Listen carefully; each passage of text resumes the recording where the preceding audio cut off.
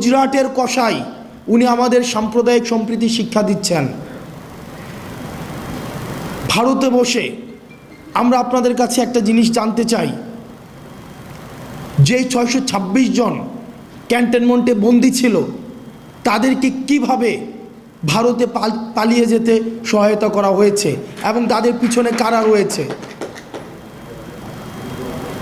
আপনারা নিজেরাই দেখেন, আমরা এই বিষয়গুলো জানি। এই বিষয়গুলো 5ই আগস্ট পূর্ববর্তী পুরো সময়টা আমরা এই ঘটনার একদম সাথে আমাদের সরাসরি সম্পৃক্ততা ছিল। মিড রেঞ্জের যে অফিসারগুলো ছিল এবং সৈনিকরা ছিল, কোর্ট মার্শালকে সামনে রেখে জেনারেলের বিরুদ্ধে গিয়ে তারা ছাত্র জনতার পক্ষে রাস্তায় নেমে এসেছিল। আমরা তাদের প্রতি আমাদের দায়বদ্ধতা অনুভব করি। ইউনিফর্ম পরা যে অফিসাররা রয়েছে, যে সৈনিকরা রয়েছে,